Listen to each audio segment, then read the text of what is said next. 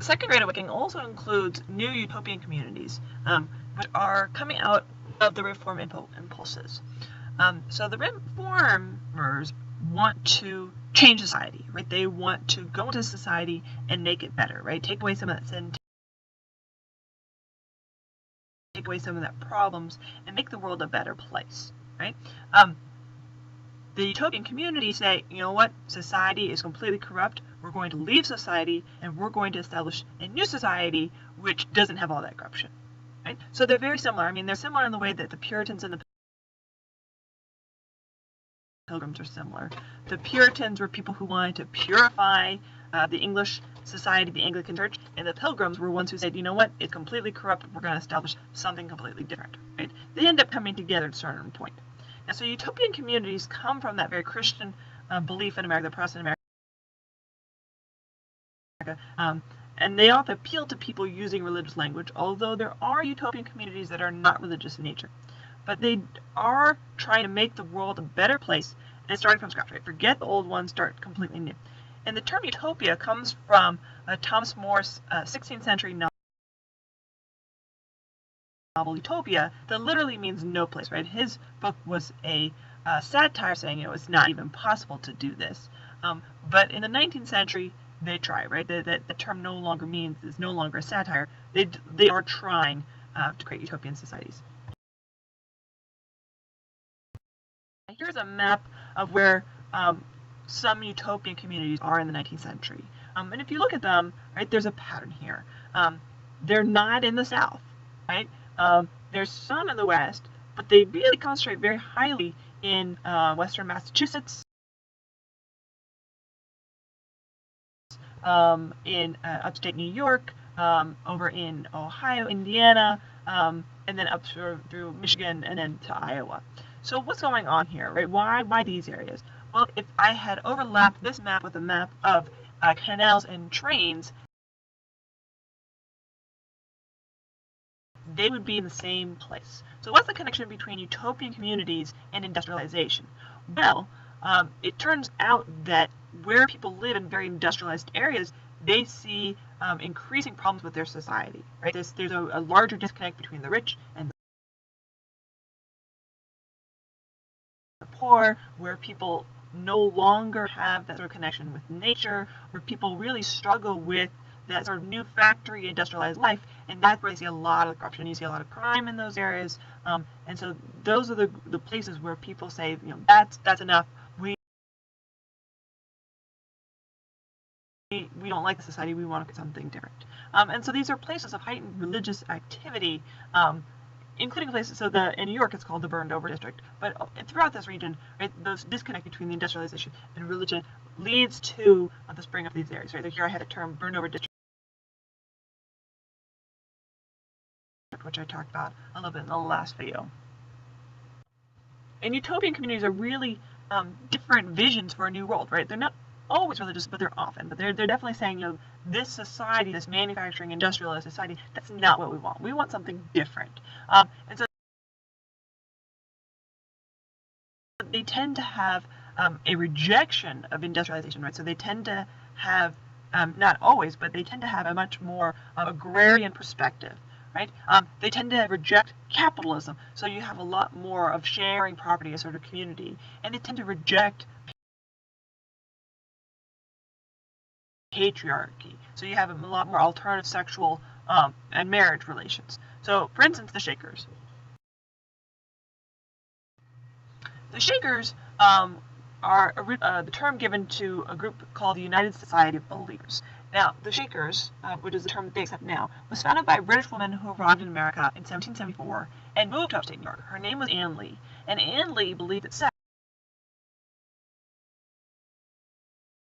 was the root of all sin. Right? She had had several miscarriages, and they were so painful that she had a revelation about sex while she was in prison for preaching a religious belief with her husband. She believed that Christ had told her to found a new religion in America and purge the world of sex. And when that happened, that Christ would come again, right? You'd have the apocalypse, and Christ would come down and bring in sort of a new world. And Anne Lee gets some Shakers, some followers in England, and then she comes to America and she gets a large number of followers here. Their beliefs mean that the Shakers separate the sexes completely. Women do what is now considered traditional women's work, men do traditional men's work. They never look at each other, they never talk to each other, except in their dances. These are spiritual dances during their services, but they don't even touch, right? They're seen as, you see these images where they are on opposite sides of the room, where they don't interact at all. Now, Shakers end up doing very well, which I know might surprise some of you, but they end up having a huge number of converts. They don't end up having any children born to Shakers, but they end up having a lot of converts. And that's partly because they take whoever wants to join them, with the caveat that they must give up all their personal belongings to the Shakers, right? So you give up everything that you have, and they'll take care of you for the rest of your life. And this is especially appealing to women whose husbands have left them to seek their fortune. So they become very popular in 1849 as men run to California to make their fortune, leaving home their wives and 10 kids, right? These women are like, I don't want another husband, right? I just want to have someone help me with my kids. And the Shakers will take them, right? And they'll raise the kids, and you never have another care in your life. Shakers are very economical, they're very agrarian, they do a lot of farming, but they make several improvements to housekeeping that are still admired today, like the flat-reed broom. So if you ever have a broom, you notice that all the bristles are flat on the bottom, so that you can sweep evenly. The Shakers are the first ones to do that. They did circular barns. Here you have pictures of them, which is very useful because then you can walk the cows up a ramp, an inclined plane, so you can get them without obviously going upstairs. Then you can muck the stalls into the center down, which is open, and that's a lot easier. Then you can clean it all. A very easy way to clean out barns. These corked wooden boxes, which are very beautiful and simple. Right? Since they don't have kids of their own, they adopt kids, and many Shakers brought in their own kids, and it becomes a very large religion in the 1840s and 1880s. At the end of the 19th century, it starts to fade away, although there are still about 4 Shakers left. I think there's just 4, and they live in one of the communities in Sabbath Lake, Maine. If you ever get a chance to go visit one of the Shaker communities, they're absolutely beautiful. Another group that gets established in upstate New York and burned over districts are the Mormons. Here's Joseph Smith as a young man in New York. He grew up in the burned over district with a love of treasure maps. And one day he was visited by the angel Moroni, who told him where some golden plates were buried. Smith found the plates, dug them up, but they were in Hebrew. So the angel Moroni translated them in English, and they became the Book of Mormon. Now, the Book of Mormon declared that the lost tribes of Israel had immigrated to America and were the ancestors of Native Americans, and that was a belief that other people believed at the same time. So that's not a new idea. But that Jesus had visited the Native Americans. There's a time after his resurrection where Jesus was revealed to lots of people. So Moroni said that Jesus visited the Native Americans there, and that the angel Moroni wanted the Mormons to find a new Israel, right? He wanted them to find a holy land to worship in peace. So Joseph Smith gathered some followers, and they moved to Nauvoo, Illinois in 1739. The local people there don't like the Mormons, especially since the Mormons don't believe in its separation of church and state. And at this point, the men are polygamous and are taking multiple wives, so they run them out of town, during which Joseph Smith is killed. His successor, Brigham Young, leads the rest of the people to Salt Lake City, Utah, and by that time it's about 10,000 people who are there. The Mormons have a very difficult time gaining admittance into the nation because of their polygamous marriage, but eventually they are admitted into the Union as a state.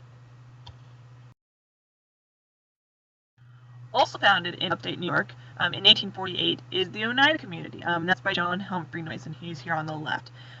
He's a a lawyer who decides to become a minister, and his studies of religion, when he decides to become a minister, convinced him that he and his followers had reached a state of perfection that they couldn't sin. That is, he was so pure of heart that even if he did bad actions, they weren't really sins. Now, the Oneidas, like the Shakers, they believe in communal property, they abandon marriage, but instead of celibacy like the Shakers, the Oneidas believe that everyone in the community was part of a holy family of equals, which is, and they participate in something called complex marriage, which any man can have sexual relations with any woman, but a woman has the right to reject or accept the advances of any man, right? In any case, every act of sex is recorded in the official record book. The only thing that's not acceptable was just having sex with one person, right? Which would lead to jealousy and stop the harmony. So it was a very highly controlled environment in which members had to abide by very strict rules, and in which sexual relations were open but also very highly regulated. And only certain members were allowed to have children, right, which was also regulated. It's a little bit complicated, but Noyes said to have come up with a technique in which men could have sex, but not actually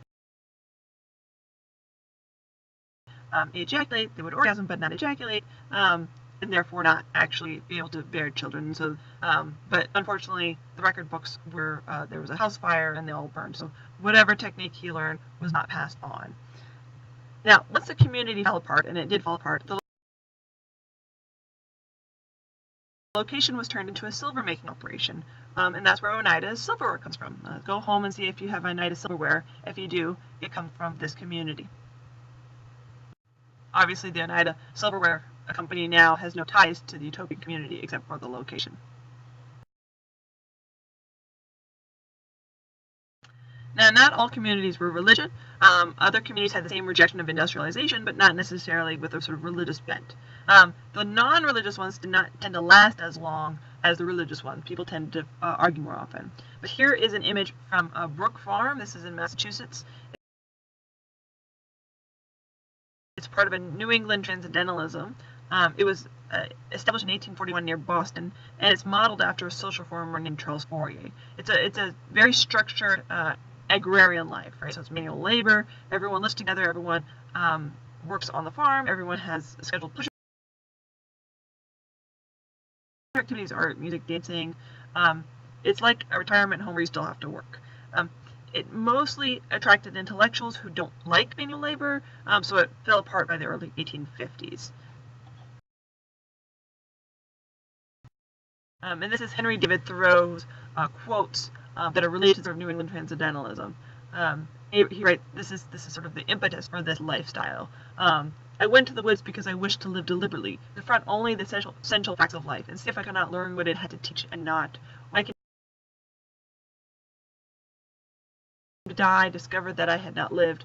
I wanted to live deep and suck out all the marrow of life, to live so sturdily and Spartan-like as to put to rout all that was not life, to cut a broad swath and shape close, to drive life into a corner and reduce it to its lowest terms. Our life is frittered away by detail. An honest man has hardly need to count more than his 10 fingers.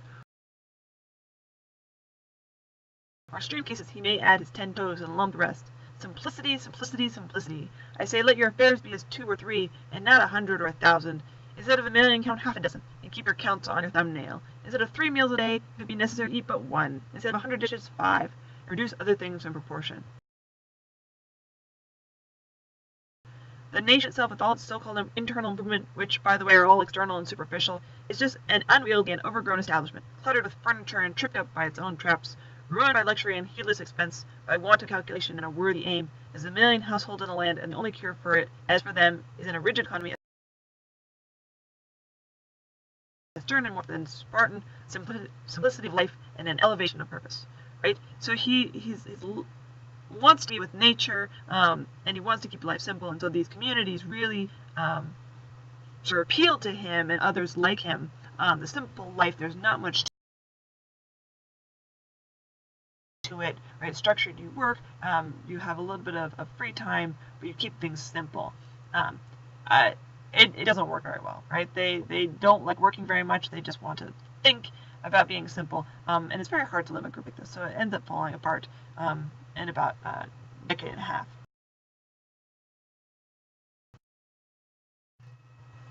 There's also the Owenites. Robert Owen was a British factory owner who was appalled by the sort of social living of his factory workers. So he created what we called a model factory village in Scotland, so that his workers would have the sort of a whole life, right? It's very strict rules of discipline, but comfortable housing, free education, and he starts to promote this idea of communitarianism as a peaceful means of ensuring laborers get full value for their labor, right? So these are laborers, but he's going to also make sure that it's not just work, right? You don't just come in and work and leave, but provide some of the benefits for being a worker. So in 1824, he purchased a town called Harmony in Indiana. He creates New Harmony. And the idea is to create a new, better moral world, right? And he has lots of ideas of how to do this, right? The children are removed from their parents young in order to be educated to sort of the common good. He supports women's rights to determine their own destiny, but it turns out that the people in New Harmony fight all the time, and it doesn't last long. But he clearly influences the labor movement, educational reformers, and women's rights, and the idea of what could be the benefits of being a worker, right? How can you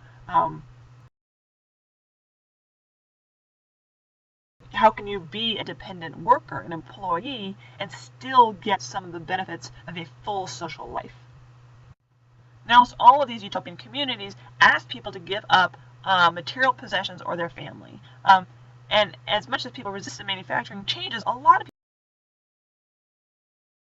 people didn't want to go this far as to give up marriages or to give up their property. So instead of utopian communities, a lot of people were like, well, we don't want to go this far. We'll just work on making people better, right? Both of the reformers and utopian communities, they saw themselves as freeing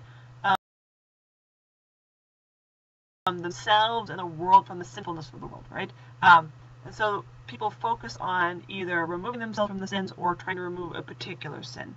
All of this together is to sort of to free people from the corruption and the sin that is already existing in the world.